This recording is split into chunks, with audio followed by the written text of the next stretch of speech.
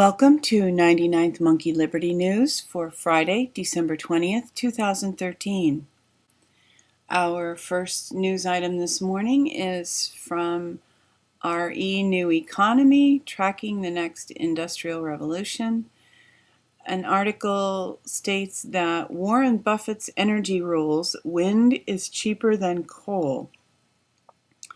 And this article is about Warren Buffett announcing plans to invest $2 billion of wind energy investments and placing these turbines into the state of Iowa, which will soon source 50% of its electricity needs from wind energy and begin exporting that capacity to neighboring coal states.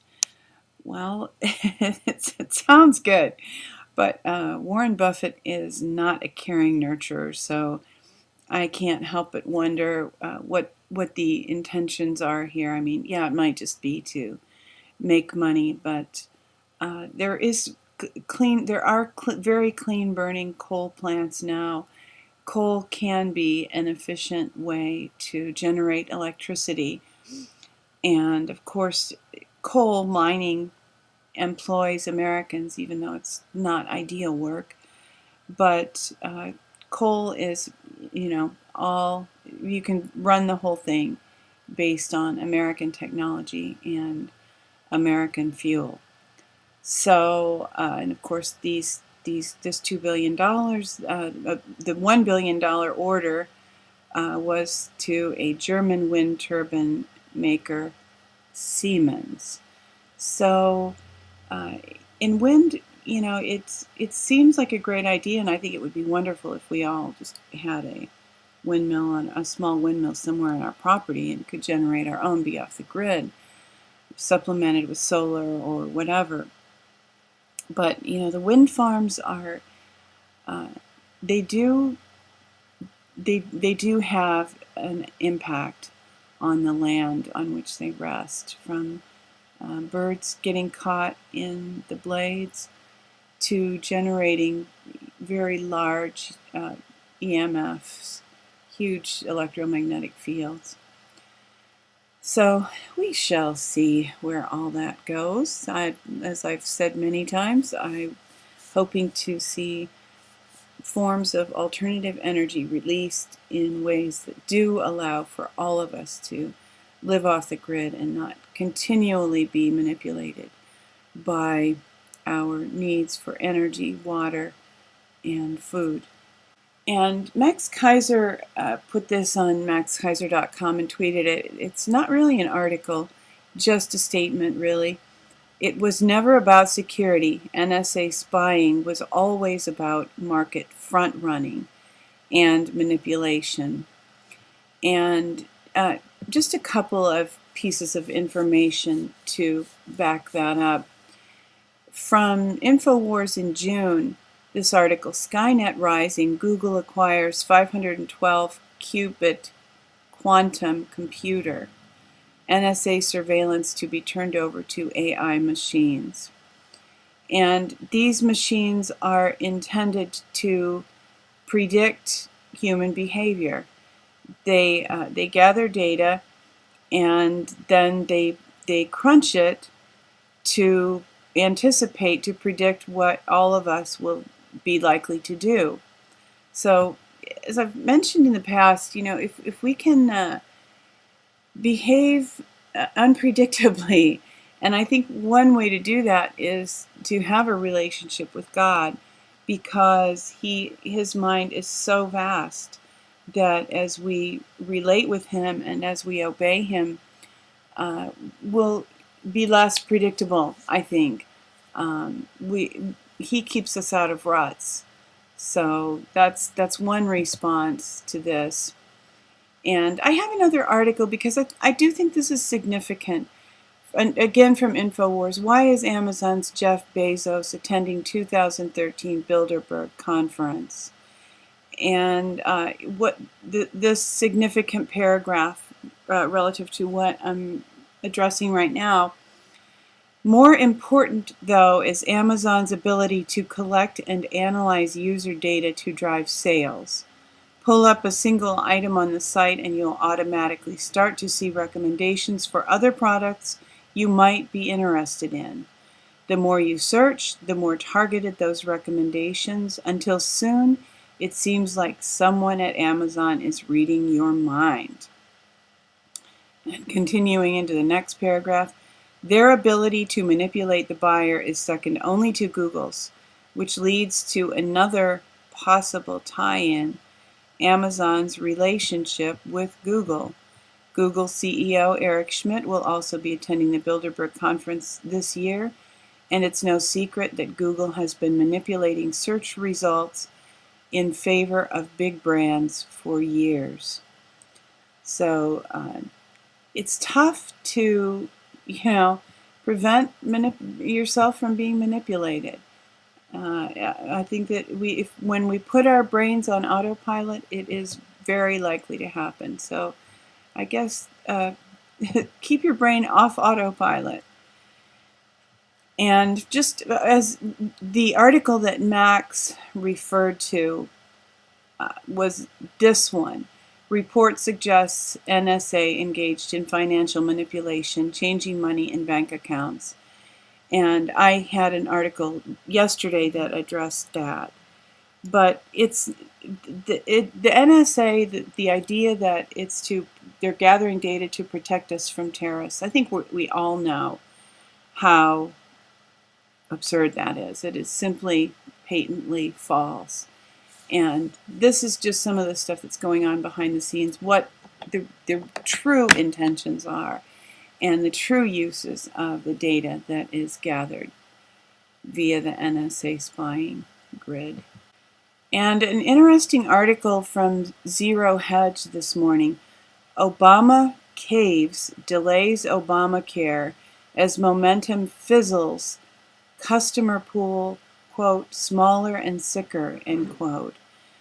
So evidently, in here, I'll read the first article because they have stated it much more succinctly and better than I can.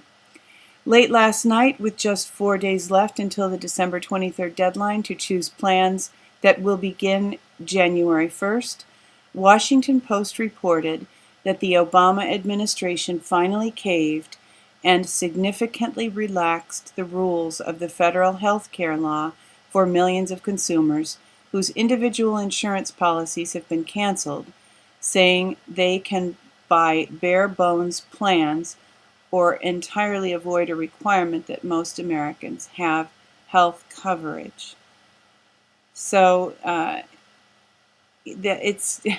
don't know. I'm not saying that's good news, but certainly it's beneficial to the country if Obamacare is never implemented. So we shall see what happens here. There are still a lot of people being out in the world and talking to people. There still are people we encounter who believe in Obamacare and believe that it is a great hope for the health of the people of this country. I see it in many respects as just a stopgap for insurance companies to shift the blame and let somebody else make the decisions so that they don't have to carry the bag when the baby boomers begin to need some significant care, and the private insurance companies, that's the way I see it. There are a lot of aspects of this, but just very simply, I think that the insurance companies don't want to pay for the aging baby boomers' care, and this is one way they can sidestep that. And of course, this is socialism leading up to more intense collectivism. And there, as I said, there are a lot of aspects. But hey, they're just trying to save some money, make some money, and have a lot of people die in the process. So there it is. We can postpone that maybe. From a website called Scriptonite Daily, here's an article: UK moving backward half a century of social progress reversed in the last decade. And we've heard about, and I haven't included the articles, but you've probably heard and seen tweets as well. People in England are beginning to live in shipping containers. And half a century of social progress reversed in the last decade. So they still, I guess that's what happens when when you let your royals stay. They kind of, the tentacles are still there, and eventually they grab you and pull you down. And of course, Alex Jones has talked about how elderly people in England can't heat their homes, but the Queen has, I don't know how many, double digits of castles that are heated and maintained even when she's not living there. From David Icke, a quick guide to what's fake, everything that's officially sanctioned. This caught my eye just because of all the discussion about Glenn Greenwald and Ed Snowden. Are they fakes? Are they distractions? And this is probably an oversimplification, but certainly a reasonable place to begin. If something is, if someone or a movement is being demonized in the press and hated on, it's likely that they're good people and they're effective. If they're being accepted into the fold and make it into the mainstream media, I think they're probably questionable. So, like I said, oversimplification, but it can help us to at least, make the first sort.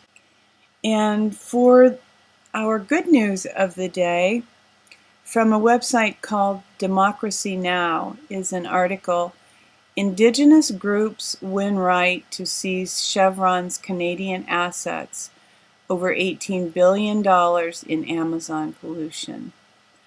So the article states that that they can try to seize the assets.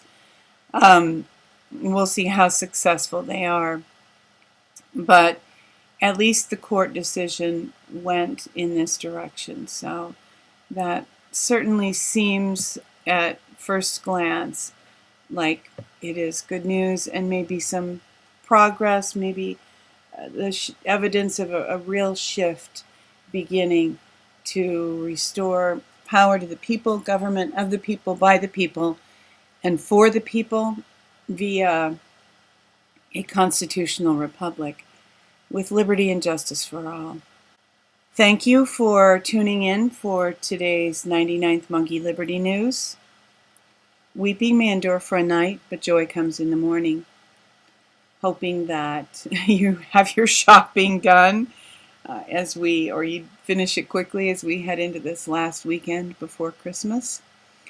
Hoping that you will have a wonderful weekend, that you will love one another, that you will take care and insist on liberty.